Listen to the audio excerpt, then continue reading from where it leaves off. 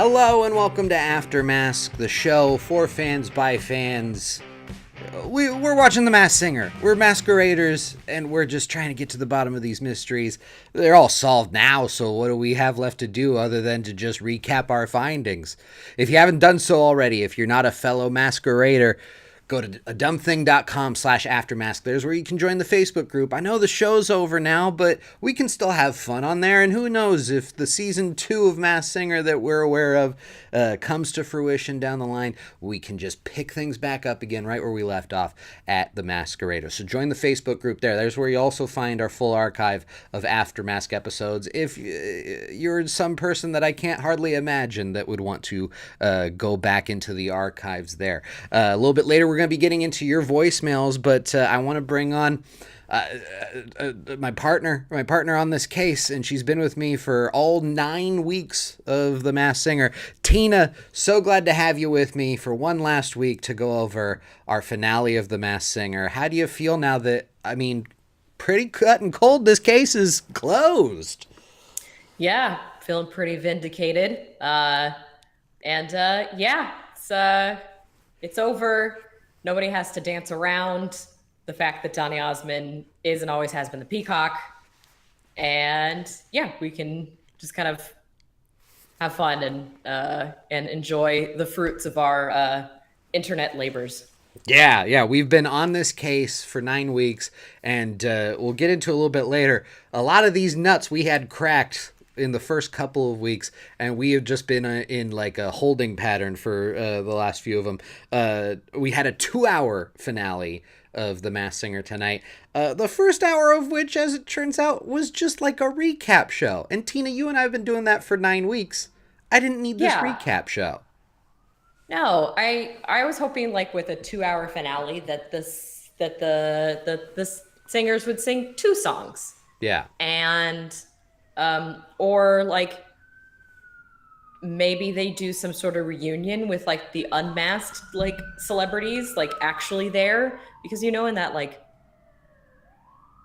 opening the opening of the first half where it was all the like costumes, like they weren't really there.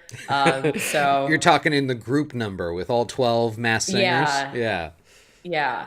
So, yeah, I don't know. I was kind of hoping it was going to be something other than just a recap show.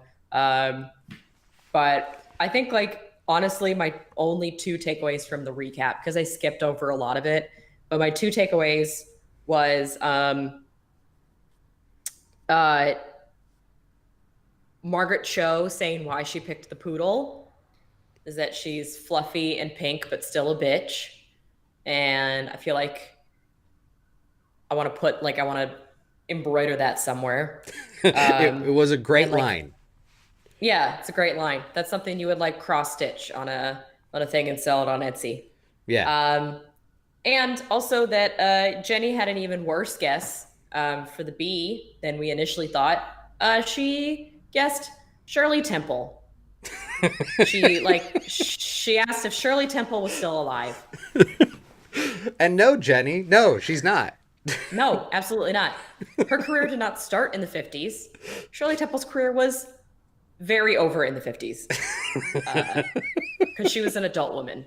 And she's known for being a child star. So, see, my notes for the road to the finals recap show, we had this behind the scenes vignette that they did, and somebody else in the Masqueraders was pointing out that they need to be selling "Don't Talk to Me" hoodies, the hoodies that say that on them, because boy, was the visual of all of the Masked Singers and then all of the Masked Singers entourages having to wear plastic face guards and "Don't Talk to Me" hoodies. That is good television. Whether or not they actually had to do that is a whole other conversation, but that is good.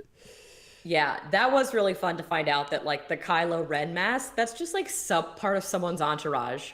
And I was like, yeah, great. And yeah, shout out to Hannah in the Masqueraders. She's my friend who lives in Virginia. And she I don't know how she found our group, but I'm really happy that she joined. So thank you, Hannah. And yes, I would love a "Don't Talk to Me" sweater. Yeah, well, fantastic. Listen, we're not the kind of Facebook group to have a merch page, but if we did, boy oh boy, if Fox isn't going to make those hoodies for everybody, we're the group to do it. The in this hour like recap show where they're giving a little bit of behind the scenes information. The other point of note that I had was they had the road to the finale for each of the finalists, and in the bees like breakdown as to how their progression throughout the show went, the bee mentions that the costume department actually opened up the mouth hole for her Yes. after week one, which I thought the Yes. phrase "the costume department opened my mouth hole" was very good. Yeah, it's like, oh, okay, that's why we could see her lips and not everybody else. So I wrote down mouth of Sauron explained. So that We thanks for cracked clearing that that up. case too. Cracked that case too. We did have some information in the masqueraders. I forget the costume designer's name. I should have had that accessible. But I hope whoever this costume designer was this year just take it further next year. I hope that they raise the bar next year, because that was one of the more enjoyable parts of this show, were the Yeah, costumes. absolutely. We had a kind of in that first hour we had a new clues section. Another week of kind of nothing burgers, in that we're kind of wrapping up, so they're not really offering a whole lot else. The Peacock's clue in this package is that he had a starring role alongside a pharaoh. The Bees clues include I won a singing competition before these judges were born, and that she had a #1 Vegas show. The Monster really doesn't say a whole lot other than the words "on a boat," which turns out Yes. would be Yes. the most cluey clue in this clue package. Any other thoughts? I know that you said that you skipped through a lot of this recap. We've been recapping it for 9 weeks, as I mentioned. We don't need Yeah, any more exactly. recap. Yeah. I also thought it was a little silly that they recapped the unmasked singers.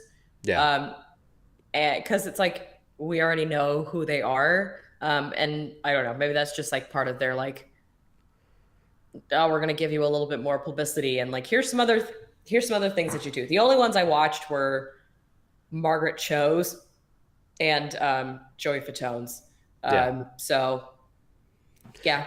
I mean, I wish that what they did in this recap show of breaking down, even if they were kind of silly, the clues for each of the unmasked people. I wish that the way that it was presented in this recap show was the way that it was presented, perhaps in the episodes that they were eliminated in. I thought it was a little more intriguing than just like the lower graphics that we usually get at the end of the episodes. They're just like, oh yeah, Uh-huh. that thing we mentioned was about this, but Yeah.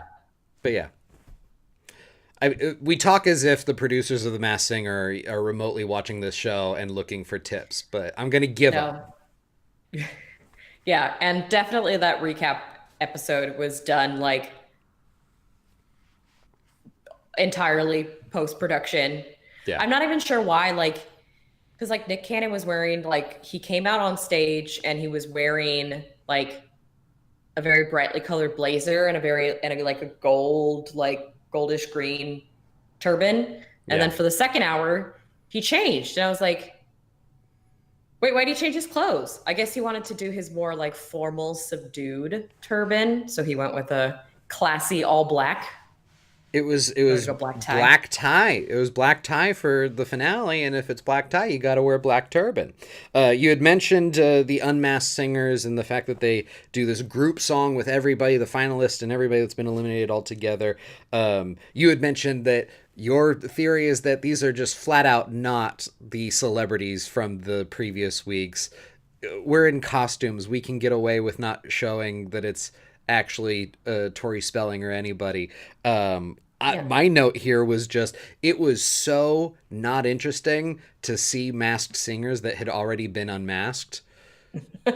Maybe because of that And reason that you mentioned, Tina, but like I do not care to see the deer after the deer's face has been pulled off and it's just Terry Bradshaw. I have no interest in seeing the yeah. deer ever again. Yeah. I mean, again, the costumes are great. And it's probably the same people who are in like the little clue packages, like whoever they whatever intern they like get to go out to Palm Springs and jump around like a rabbit. So um this group song really does nothing for me. Then we've got Nick Cannon coming out for the top of the second hour, and he's introducing everybody. He's doing the housekeeping at the top of the episode, and boy, he's really hitting even harder that he and Kenan Thompson are best friends. yes, and that's my reasoning is that they're trying to justify why Kenan Thompson sticks around. But Yeah. then, like when they revealed the B, and then the Kenan Thompson like kind of said a little thing to her, and I'm like, oh, maybe that's also why they kept Kenan Thompson, because he was like, as the resident black judge, like we need a African American to talk to Gladys Knight about how important she is in the African American community. Well, not just that, but also he had sort of a little mini story arc of however many episodes ago that he was on saying right out of the gate, that's Gladys Knight. And then it just makes a little bit of sense to just have him on the finale, because you want Keenan around when it gets revealed, because he's the only person that for anybody was just like, why are we all talking? That's Gladys Knight. Yeah, and then also to like shove it in Ken's face, because Ken was still sticking with Anita Baker after everybody else had already unanimously agreed that he's the oh God, who is it? Juror number 9 in 12 Angry Yeah. Men. Yeah, he's the devil's advocate / juror number 9 of The Masked Singer. Our first performance of the finale is from the Peacock. Peacock's singing Shake a Tail Feather by Ray Charles. The clue package is very thin this last week, but we've got mentions of the Peacock has achieved every dream that he's ever had. He mentions that he doesn't relax and that he's a perfectionist, and he mentions the words feather in my cap. What did you think of the Peacock's final performance of The Masked Singer? I liked it. It was very, showy, and he had a bunch of dancers, and he kind of like used all of the stage, and also like goes down into the audience and does a lot of other like dances with it. So just kind of reminiscent of like the first performance, and they seemed with like the kind of clue package stuff, and also the first hour they kind of talked a lot about like his first performance and how they liked it so much. So it's kind of like a callback to that, about how like kind of big and theatrical, and I liked it. I enjoyed it. It was fun. Nice. Jenny's guessing that it's Neil Patrick Harris because, boy, we've been saying it for weeks. They're really hung up on this magic clue. Jenny then also guessing Donny Osmond. And Robin is really dead set from the previous week that this is Weird Al Yankovic. Yeah. He just not letting it go. I get that it is the kind of it's an obvious direction to take. The Blurred Lines inspired one of my songs, but he keeps talking about how Weird Al's a great singer and everything, and Weird Al is. I'm not knocking him, but like Weird Al isn't like showstopper Broadway sort of singer. Yeah. Well, he is like I've seen Weird Al Yankovic in concert twice in my life, and he is kind of like a kind of big showstopper, but not in like a serious way. Yeah. And like his tone is not the tone that his tone is not the same as Donny Osmond's. Yeah. So like, and the Peacock is much more like. Well, Weird Al is also sincere, but like, he's.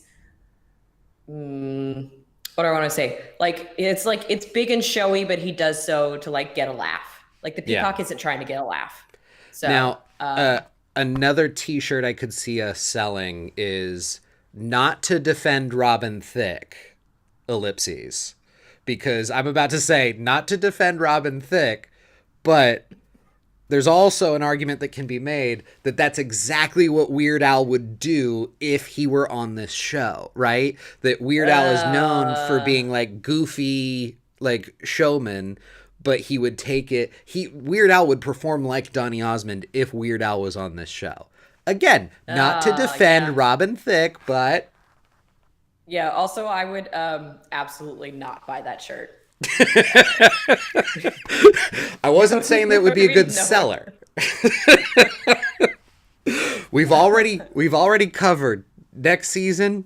Replace for us Robin Thicke and Jenny McCarthy, and we're good. But for Yes. the time being, again, I don't think it's going to sell well. But And if we were yeah, to and sell a shirt, actually it'd be that. also yeah, and also get Weird Al Yankovic as like a legitimate contestant on The Masked Singer. He did tweet. Did we put that in the Facebook group?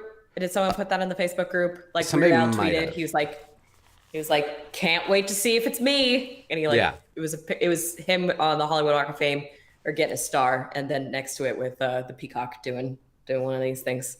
So I'm pretty sure that was in the group. At the very least, if not a contestant, get me Weird Al as a guest judge if we're going to continue that guest judge Yeah. thing.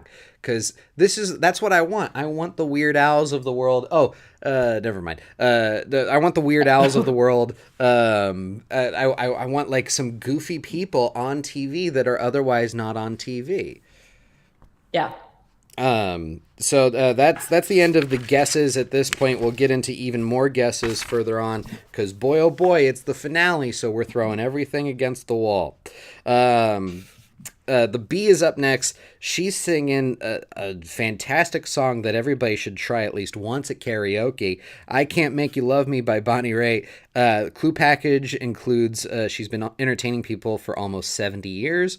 The Bee's just jumping on a trampoline in Palm Springs, like you mentioned. So it's whichever Yeah. intern was tasked with doing that. Because Gladys Knight is not jumping on a trampoline. It looked really fun though. I wanted to go to that little backyard party. Yeah, oh, don't get me wrong. I'd go to the party where all these mass singers are doing like weird bullshit lawn games.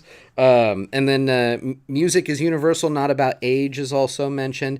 We mentioned what the Bee's singing this week. Another thing that was pointed out to me, courtesy of the Mass Signer hashtag on Twitter, is that Gladys Knight, also a Mormon, much like Donny Osmond. We got 2 out of 3 Mormons in our finale.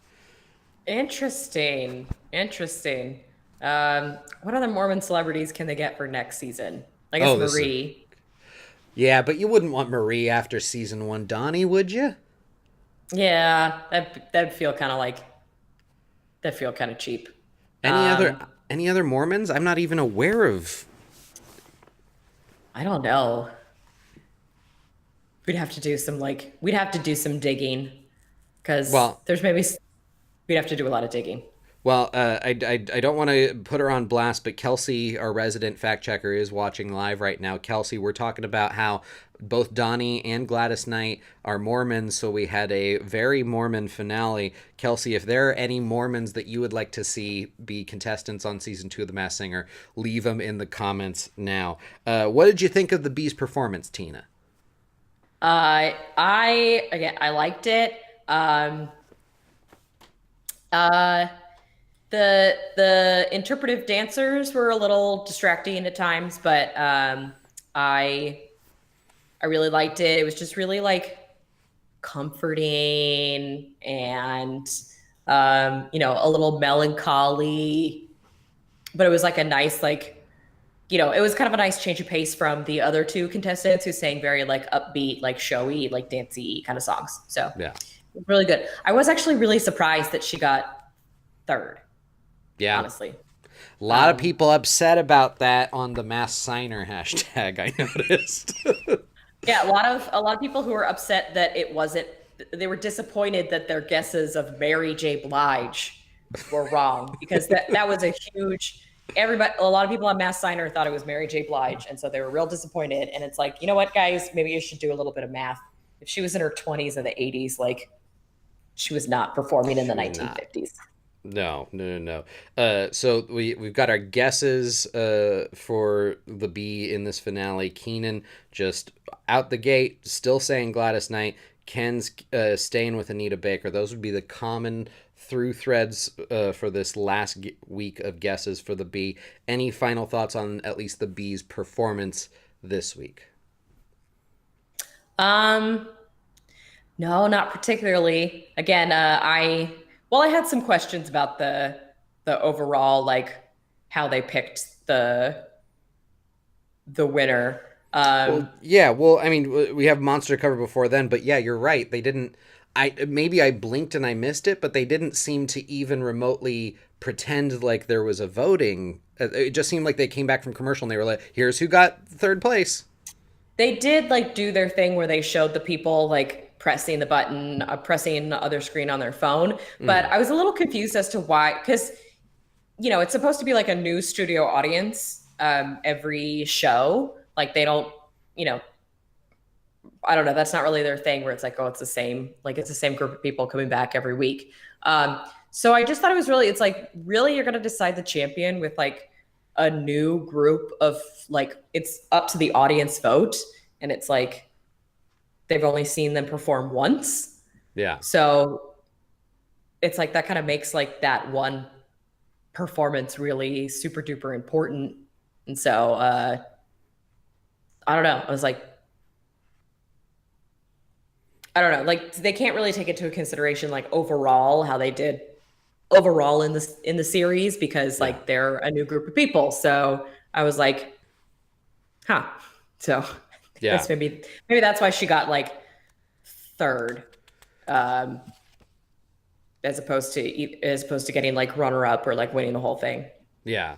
But still, a lot of people on Mass Signer I saw thought that the results were backwards of what they should have been. I mean, basically everybody's in agreement that Donny Osmond deserved Mm. second, but everybody that I was seeing on the Mass Signer, or at least most people I was seeing, were thinking that Gladys should have won and T Pain should have gotten last place out of the three. Interesting. Speaking of the monster, he's singing "This Is How We Do It" by Montel Jordan for the finale. I should mention Kelsey's offering up some choice Mormons in the chat. Her one, the one that I love the most, dear, is that she's suggesting that Mitt Romney should be on season 2 of The Masked Oh Singer. my God. I forgot about Mitt Romney. Um, yeah. Hey man, if what's his face? What the fuck? The J- no, not Boehner. I don't know, some like former Oh, congressman. wait, Rick Perry yeah, Rick was Perry. on Dancing with the Stars, If and I Rick feel like Perry there can was do someone it, else. If Rick Rick Perry Perry can can do do Dancing with Dancing the with the Stars. Stars, Mitt Romney can do The Masked Singer. That's the other Exactly. T-shirt on our merch store. Um, Speaking of the monster, we've got "This Is How We Do It." That's why he's singing. Clue package includes "Nobody would listen to me without this mask. I've always been a monster." And then he mentions, "Thank you for giving me another shot." What did you think of this final performance from the monster? The monster being a long favorite of yours from week 1. Yes. I really liked it. I thought it was fun. Um, uh, it was the closest to like what T Pain is known for in terms of like music genre. So this is like the first time that he's like doing something that's kind of close to what he's more known for. So maybe he chose like a kind of more like hip hop R&B song for the finale because he kind of knew it's like, well, they because I think for a lot of the kind of leading up to it, he really wanted to like throw people off and like do something completely different. And so he's like, well, now that it's over, let's do something that's like fun and back into the realm of hip hop R&B. And yeah, I liked it. Yeah. I did. I was a little disappointed that not all of the backup dancers were one-eyed monsters as normal. Because again, I love the monster backup dancers with just their weird like one eye or like long hair, like sexy ladies, but like Oh yeah, something that real weird week. going on in the face. Yeah, that was great. That week. Yeah. My note for the monster's performance is I missed the monster having a unique outfit for every song. Oh yeah. I feel like yeah, he should have had like if it's gonna be black tie, if it's gonna be black tie Nick Cannon, could have Yeah. been black tie monster. Yeah, the monster really should. I mean, that black tie wouldn't have gone with "This Is How We Do It," but No. some sort of finale blazoned outfit I would have just loved because all of the monsters' outfits throughout the weeks of the Masked Singer were just killing it. Robin and Nicole guessing Jamie Foxx out the gate. Keenan was really honing in on Tyrese Gibson for some reason. Uh, did you have thoughts on that? I think, well, so I think it's like he was talking about like being emotional, and I think Yeah. Keenan was maybe referencing Tyrese Gibson's kind of like emotional outbursts in regards to the trajectory of the Fast and Furious franchise, Yeah. about how kind of like how like The Rock is kind of taken over. And yeah, so I think he was maybe referencing that. Not something that I expected us going over on Aftermath this week, but was Tyrese introduced in the Fast and Furious franchise through Too Fast, Too Furious? Am I remembering that correctly? Yes, he was in Okay. Too Fast, Too Furious And then joined back with with the five. mainline Fast Furious. Okay. Yes, with And so he's upset that The Rock has kind of taken it over. Sorry, yes, and my that bud. yeah. Well, The Rock kind of takes over everything, but yeah, he's upset that Hobbs and Shaw, the spinoff movie, is delaying Fast Nine. Ugh, are Is we that up the to that next one many coming up? fasts? Okay, well, for a show that has nothing to do with The Rock, we sure are talking about Hobbs and whatever a little much. So we were left at Tyrese Gibson. Ken guessing Terrence Howard. Uh, that's just his guess for the monster this week. And Jenny guessing Tiger Woods one final time because she's really stuck on any clues pertaining to golf. Any Yeah, thoughts on these on at least this first set of final guesses before we get into our reveals for the week? yeah. Again, like I knew that they were going to be wrong. I feel like that they were starting to get closer, except for Jenny, obviously. They were getting kind of closer in the realm. So like holding in on like someone known for like singing R&B, but not like a super kind of like power ballad kind of guy, and also kind of weird. Like well, like the later guests like CeeLo Green, but also like Jimmy Fox, like. Jamie Foxx worked with a lot of the same people that T-Pain did, in that kind of like early or like that mid 2000s period. So they're getting closer, but I kind of felt that like nobody was actually going to guess T-Pain, and I felt like that was kind of part of like one of the reasons why the monster kind of ultimately wins. Yeah, Kind of this like that, he stumps all of the judges, yeah, and it's someone who like they have like that they never guessed at any point in the series. And so I think that kind of like that adds to like this is what we want the show to be, and like this is who we want like our winner to be.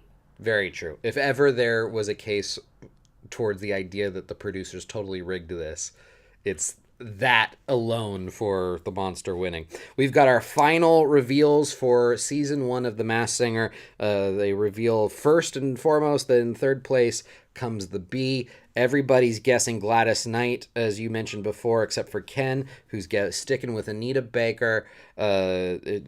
B is ultimately revealed to be, of course, the Empress herself, Gladys Knight. And then Nick Cannon's asking everybody this week, why the hell would you do this show? Which I think is a Yeah. delightful question for a television show to ask of their participants. Why the hell would you Yeah. do this show? And Gladys Knight says the sweetest thing that I think everyone can just take away from The Masked Singer as being at least a wholesome takeaway. She says we should always strive to do different kinds of things because they elevate us eventually. Does Gladys Knight just not feed into the very bottom of the cockles of your heart? Yeah, she just like yeah, she was like amazing. Like she was like, glowing, and she was like, "Oh, I wanted to see all of your faces. That was the worst part of this. Like I couldn't see all of your faces." And they cut to like this one audience member that was like, "I see it. Like, do you see me?" And I was like, "Yeah, I'd probably be like that too." And it's like, "Oh, do you see me?" And Keenan Thompson talked about like how like important she is for the culture, for the community, and she just like and Nick Cannon just like you're the first like celebrity that I ever met, and like this whole kind of like just gushing over her. And also she looks like fucking fantastic. Like she's She got does. 17 grandkids and 10 great grandkids. And like that's your face. Like, Yeah. get the fuck out of here. That's Get not the fuck fair. out of here, Gladys Knight. Like, Yeah. and you're so like sweet and warm and caring. Like, oh my God. I had my roommate walked by as Gladys Knight, like as they were all gushing over Gladys Knight, and then right into her performing again, now being unmasked. And my roommate was just like, "How's the finale going?" And it was the only thing I could report back on is everybody's crying. Every single person is crying. That's how this show is Yeah, going.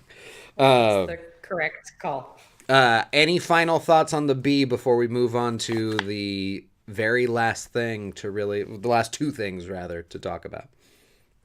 I mean, I think this is probably like one of the best case scenario for like, for kind of what Gladys Knight kind of set out to do, right? She wants to like bring herself to a younger generation.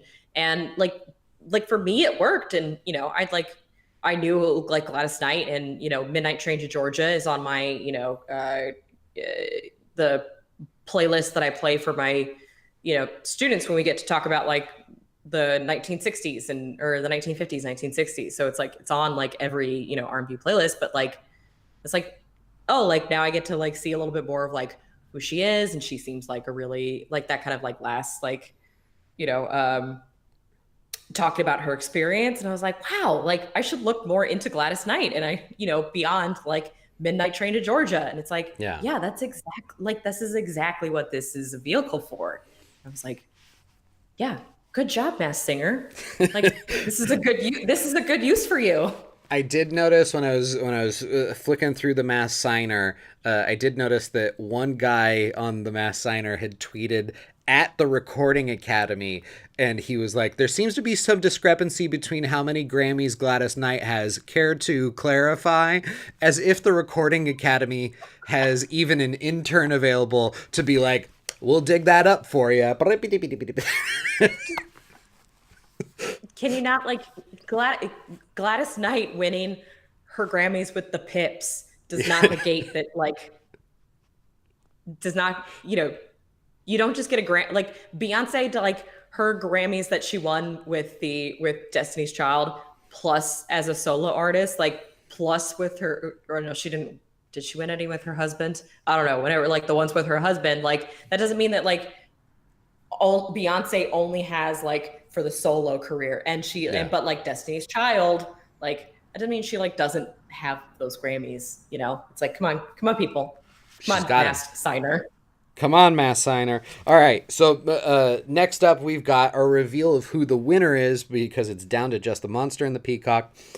It's a big dramatic pause, and then of course our winner of season one of the Mass Singer turns out to be the monster. I have down here that the monster gets a big old throne up by the judges, which they don't really Yeah. they don't really stay there all that long, and somebody had to like cart in this big old throne. He just sat in it so that they could go to commercial break. But what a nice little thing for the monster to have a big old throne. Yeah. And he just like had the streamers on him. Oh yeah, And nobody it's like cleaned up his streamers. nobody cleaned up his streamers, which was great. And you know what would have been a great song to play at that moment is All I Do Is Win. With like DJ Khaled. Like that would have been a great, it's like, oh my God, like wouldn't that have been great to play? No, But then maybe they've only got the they would have rights to put away that the ghost. one. They only have the rights to that one song by the Who, so they would just keep playing "Who Are You" over and over again. Um, uh, Peacock's last guesses. Robin's guessing Weird Al. Jenny's guessing Donny Osmond. Ken and Nicole are guessing Neil Patrick Harris. And then Keenan, just seemingly from not really knowing what to guess, goes along with Weird Al. Between all of Yeah. these, very odd that Weird Al gets double guesses from the judges when there's only one sole Donny Osmond guess up there. Yeah. I don't know. I just appreciated Kanan just being like, oh, I don't fucking know. Like, I don't. I'll go I, with him.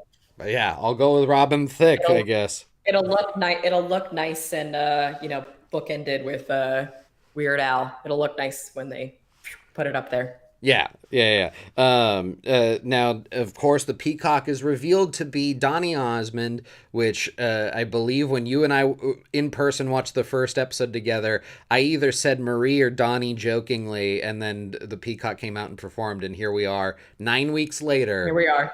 and It's it's all coming to 9 weeks. fruition. Uh, What was 9 weeks ago? What day was that? God, like what? time is a construct after watching The Masked Singer. Donny Osmond has probably one of the best attitudes towards this show. He's just talking about how much fun it was, and he seems so genuinely just excited to be there. So for all of the kind of like pretentious show that went into all of his performances, at the end of the day, it just seems like Donny Osmond was legitimately having fun. Yeah.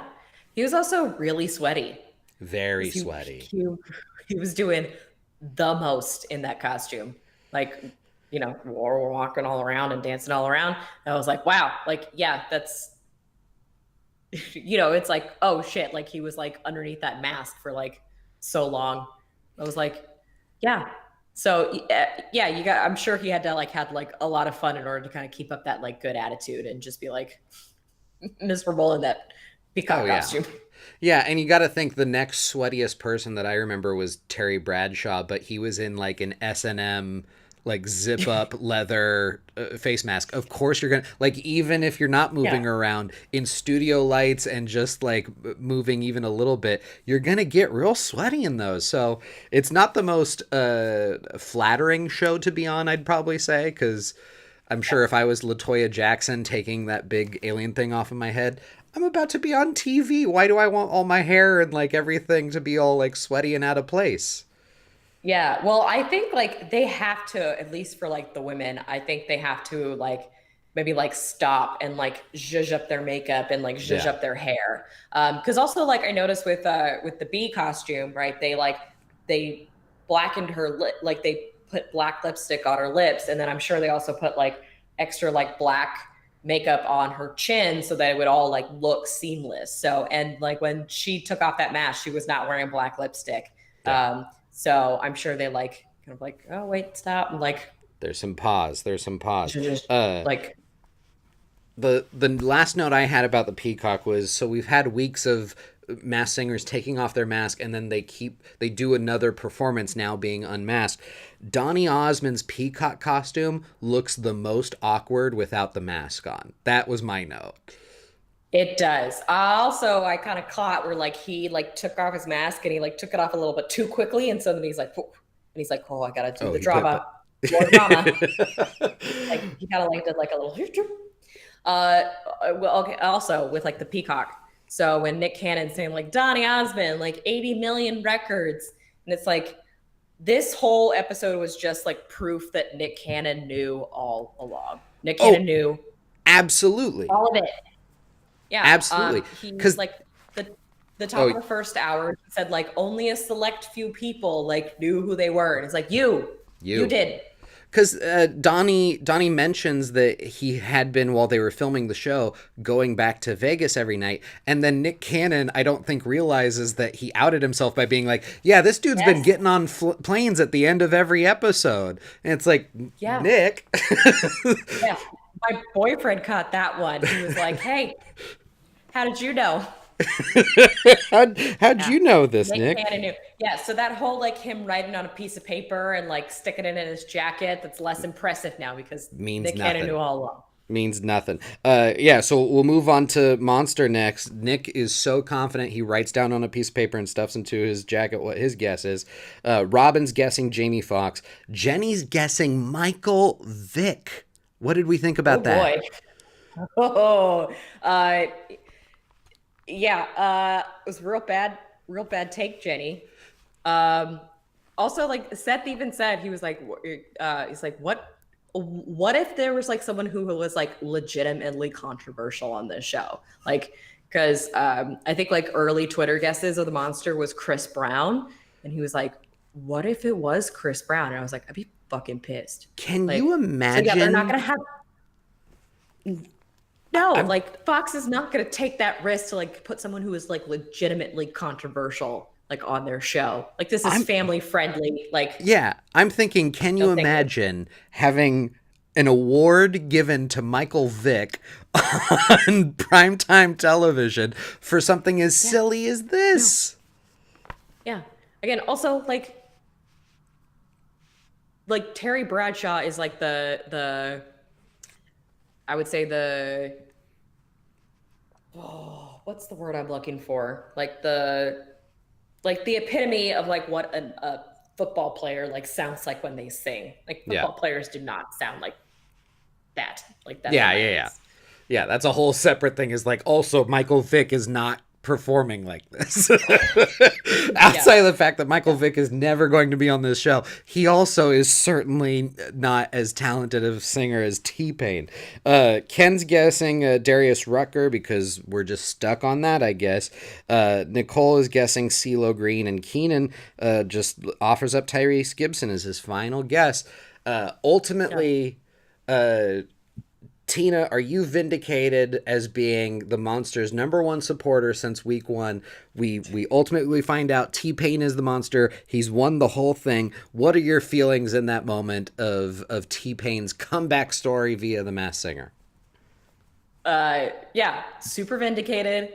It was also really fun to see like, how the monster costume was gonna come apart.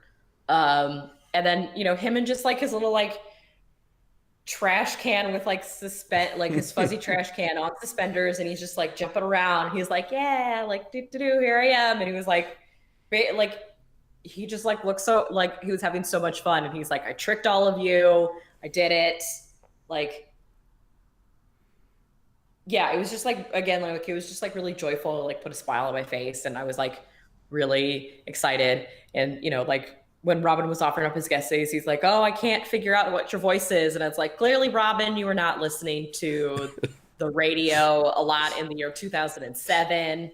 Um, You and were like, on that though. You were on. You had it pegged. You had it pegged. And I yeah, mean, the mass signer and all of Twitter, really, regardless of hashtag, the main thing coming out of last night's finale is everybody's just tweeting about T-Pain. According to Kelsey and the Masqueraders, T-Pain's got a brand new album out as of yesterday. Don't know how much pre-planning went into that, but boy, oh boy, probably a little T bit.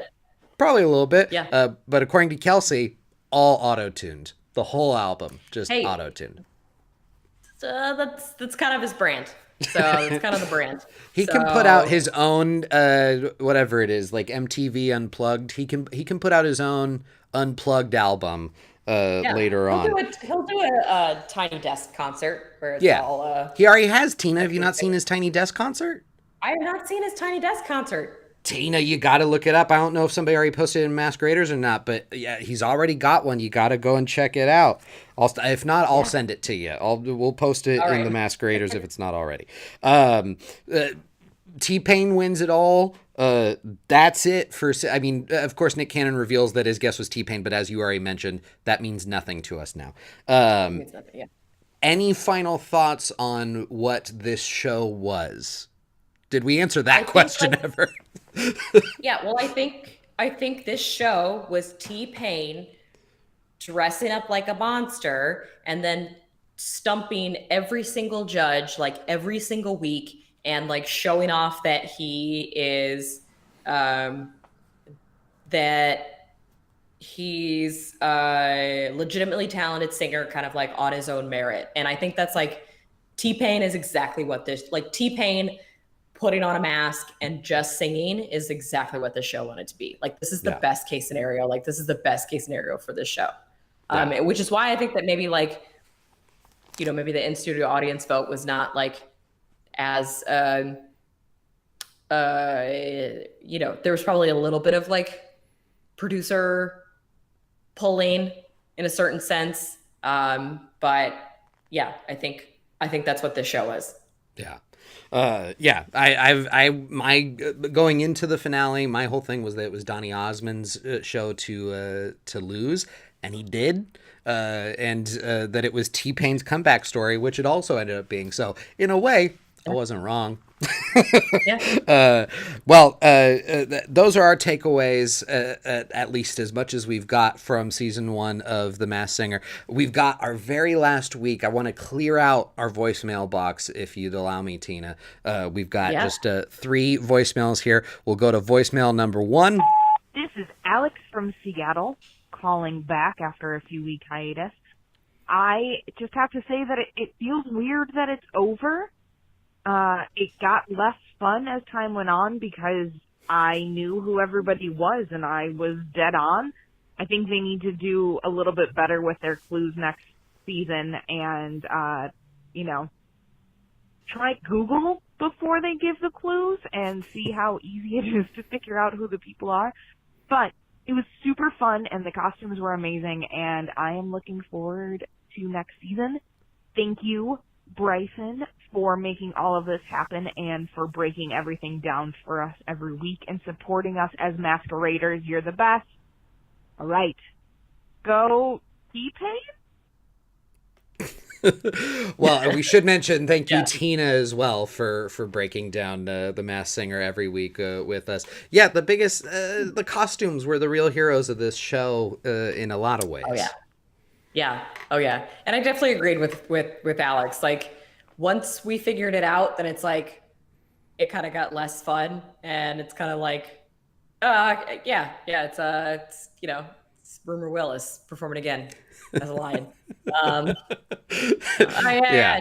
Terry Bradshaw. Here comes Terry Bradshaw again. So yeah. So maybe they spend just like a little bit more money on like on research and you know make the clues a little bit, they can't make them impossible, but just like make it so that it doesn't pop, like it's not the first thing you find on Google. Yeah. Yeah, I mean, I think it might have just been a case of the first 2 weeks, the clues were so pointed in certain directions that it just Yeah. seemed that every subsequent week they were doing that red herring clues throughout the subsequent weeks of just trying to get you to guess Patti LaBelle or trying to get you to guess this when it just came off as so obvious once they got to that point. I think if they start a little more vague in the first couple of weeks, then that might help the progression of it. But yeah, if they just go into just trying to be like, it's Michelle Williams, it's not gonna fly.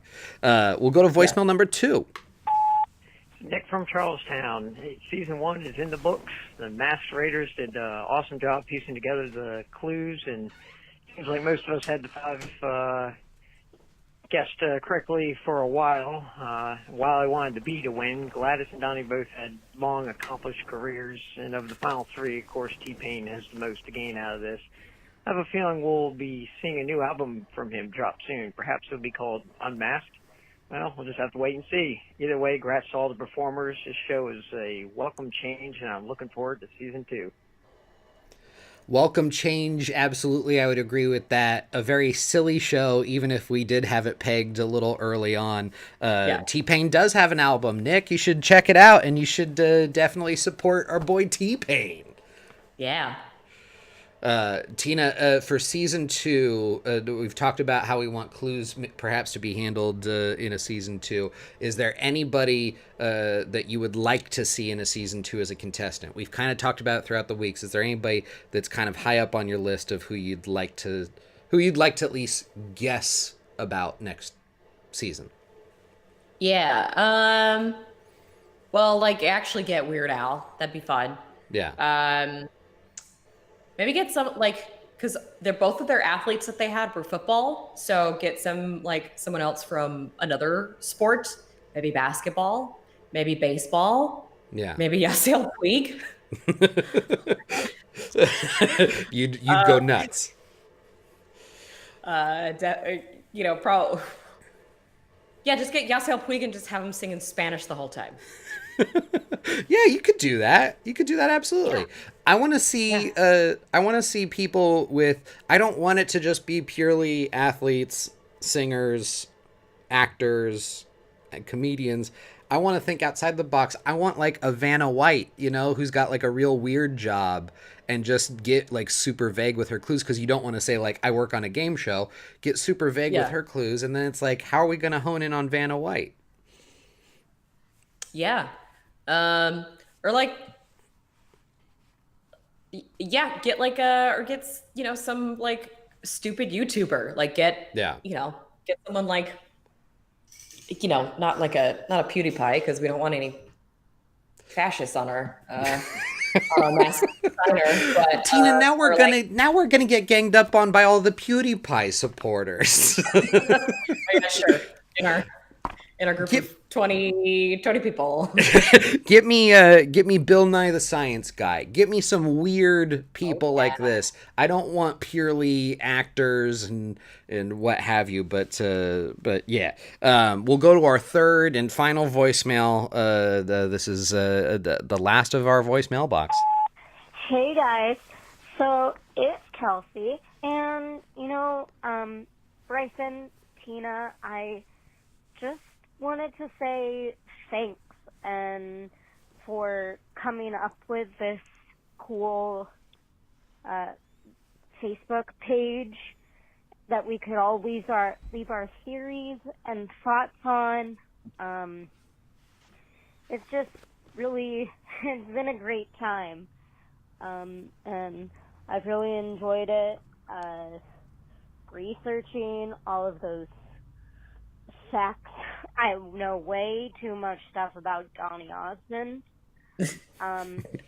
but I think that's just really cool, and so I wanted to say thank you for making this happen, and I really hope that you do a season 2 of After Mask. And I just wanted to let you guys know that T-Pain was recently performing at a Jewish youth event, and he got hit in the face with a beach ball, and then he walked away off of the stage because he just couldn't handle that. Yeah, just thought I would let you in on that little piece of information to show just how badly T-Pain needs this show. All right. Kelsey, our resident fact checker, leaving us with another real good fact. Yeah, thank you, Kelsey, for always coming through, like, each week with, we have like a question. It's like, I wonder, they were doing like I wonder if T-Pain's ever been hit in the face with a beach ball. I'll see. Boom. Got it. Yeah, he has recently, and he walked off stage for it. I think I would have too. Like, I'm performing at a Jewish youth event, and like some punk ass kid throws a beach ball and hits me in the face. I'd walk off too. I'd be done with it. What, the guy from like Smash Mouth or something did the same thing when somebody threw bread at him. So, just don't throw things at people. That's how we're ending After Mask. We're ending After Mask with don't throw things at people. Well, hey, Tina, any final thoughts on The Masked Singer before we head out here? Yeah, next year in Jerusalem, season 2. I'm doing it. I should mention one other thing that I prepared for us is that throughout the past 9 weeks, we've been giving a lot of shit to people that tweeted with the hashtag The Masked Signer. We still recommend that you check that out. For as much as we gave it shit, though, there was one really good take, and we have to give him credit. I found this on The Masked Signer. Bebe offering, okay, so I'm watching The Masked Singer from yesterday, and they said the audience couldn't bring their phones in. This was in the like behind the scenes vignette that they did. So how the fuck were they voting? Good point, baby. I think you just nailed it. Yeah. Just seeing the indiscrepancies. Can't get anything past Twitter. We're putting Nick Cannon on blast. We're putting the producers of The Masked Singer on blast. We're putting everybody on blast. Well, that's going to do it for us. I'll start out this outro. I've been Bryson. She's been Tina. This has been After Mask. And hey, everybody, we should all strive to do different kinds of things in our lives, right? Because it'll